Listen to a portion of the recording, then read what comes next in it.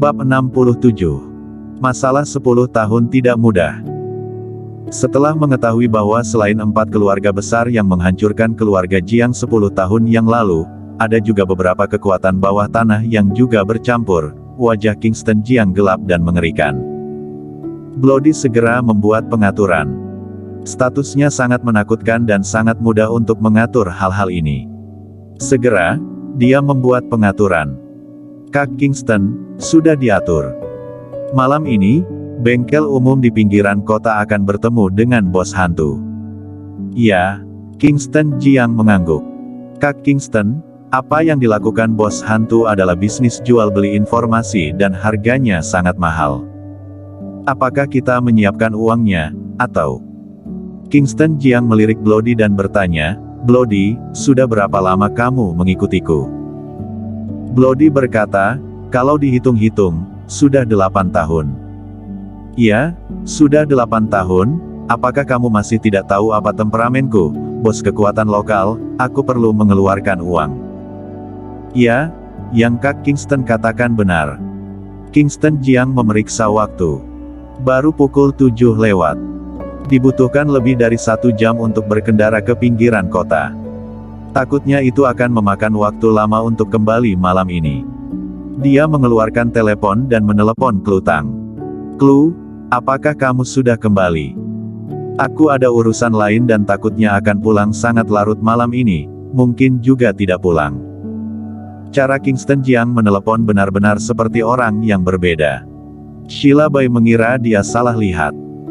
Dewa pembunuh belantara selatan memiliki sisi lembut dan ada senyum di wajahnya. Dia menarik Bloody dan melirik keluar pintu. Bloody mengangguk dan pergi ke pintu. Di luar, Sheila Bai bertanya, Kak Bloody, siapa yang ditelepon Kak Kingston? Kenapa tiba-tiba berubah seperti orang yang berbeda? Dia, seru Bloody, mungkin adalah wanita paling bahagia di dunia. Kekasih Kak Kingston. Tentang Kak Kingston, sebaiknya jangan terlalu banyak bertanya. Bukankah aku ingin tahu tentang itu, karena takut aku akan secara tidak sengaja menyinggungnya di masa depan. Setelah Kingston Jiang menelepon Klutang, dia berjalan keluar, melihat Sheila Bai dan Bloody bergumam, Ahem, apa yang kalian bicarakan? Dengan batuk ini, Sheila Bai bergidik kaget. Bloody tertawa dan berkata, tidak apa-apa, Black Rose hanya bertanya tentang kakak ipar. Kingston Jiang melirik Sheila Bai. Sheila Bai panik dan tiba-tiba menundukkan kepalanya. Kingston Jiang berkata dengan datar, di masa depan, tidak akan ada Black Rose, hanya Sheila Bai. Baik, Kak Kingston, aku sudah salah bicara. Kingston Jiang menepuk bahu Bloody dan tersenyum, Bloody, kamu tidak lagi muda. Sudah waktunya untuk memikirkan masalah pasangan seumur hidup. Kamu suka wanita seperti apa? Aku akan mengenalkannya untukmu. Wanita dewasa, yang muda, seksi, polos. Bloody tersipu, Kak Kingston, nanti saja baru dibicarakan. Kingston Jiang berkata dengan tegas, kamu sudah berusia 30-an. Mari kita manfaatkan kehidupan kita saat ini di Jiangzhou untuk menyelesaikan pasangan seumur hidup sesegera mungkin. Meskipun aku sudah mengajukan permohonan pengunduran diri, itu tidak pernah disetujui. Kapanpun belantara selatan kacau, aku akan dipindahkan kembali, jadi, cepatlah. Ya, Kak Kingston benar. Kalau aku bertemu seseorang yang aku sukai, aku akan mengejarnya. Mengejar apanya? Kingston Jiang menepuk kepalanya, dengan kepala bodohmu, masih bisa menyuruhmu bertarung, tapi biarkan kamu mengejar seorang wanita, lupakan saja, aku akan mencarikan satu untukmu nanti.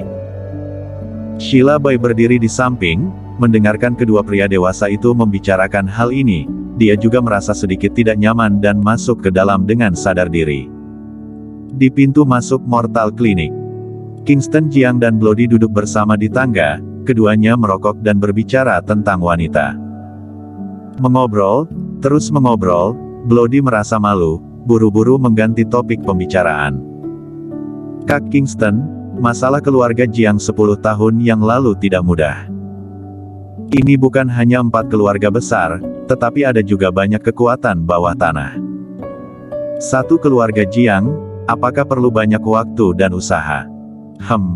Kingston Jiang memandang Bloody dan bertanya, katakan pendapatmu.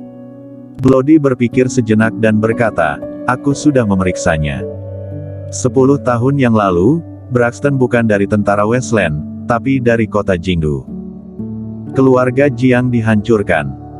Kemudian, dia baru pergi ke barat, dan 4 keluarga besar jelas bukan orang yang berada di belakang layar.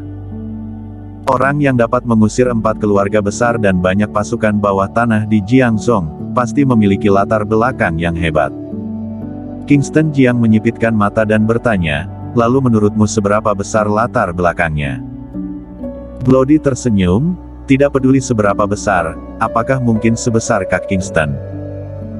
Sudah, berhentilah menyanjung, siapkan mobil, pergi temui bos hantu, aku ingin melihat, berapa banyak yang dia ketahui tentang keluarga Jiang 10 tahun yang lalu. Baik. Bloody pergi dengan cepat dan pergi ke tempat parkir terdekat. Tak lama kemudian mengendarai mobil cangan hitam. Bloody mengemudi, membawa Kingston Jiang dan Sheila Bai ke pinggiran kota. Karena ada banyak waktu, Bloody mengemudi dengan sangat lambat. Setelah tiba di bengkel pinggiran kota, waktu sudah hampir menunjukkan pukul 9 malam. Di luar bengkel besar, ada mobil cangan hitam yang diparkir di sini. Bloody di dalam mobil menunjuk ke bengkel di depannya dan berkata, Kak Kingston, ini adalah markas bos hantu. Di permukaan, ini adalah bengkel, tapi dalamnya sebenarnya memiliki angkatan bersenjata lengkap. Kingston Jiang tidak peduli dan berkata, turun. Mereka bertiga turun dari mobil dan berjalan ke dalam bengkel. Sebelum memasuki gerbang, seorang pria berpakaian lusuh dan berlumuran minyak berjalan mendekat dan berkata, maaf, ini sudah malam, kalau ingin memperbaiki mobil, besok baru datang lagi. Bloody berkata, kami di sini untuk bertemu bos hantu, sudah membuat janji. Setelah mendengar ini, tukang reparasi melirik Kingston Jiang dan yang lainnya, lalu mengangguk, ikut denganku. Tukang reparasi membawa 3 orang ke halaman belakang bengkel dan masuk ke sebuah ruangan.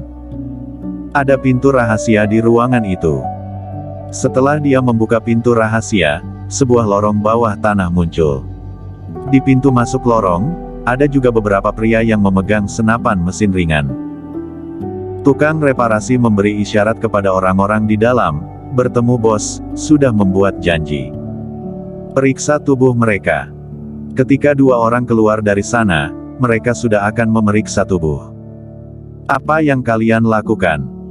Bloody menjaga di depan Kingston Jiang dan bertanya dengan dingin, apakah kamu tidak tahu siapa ini?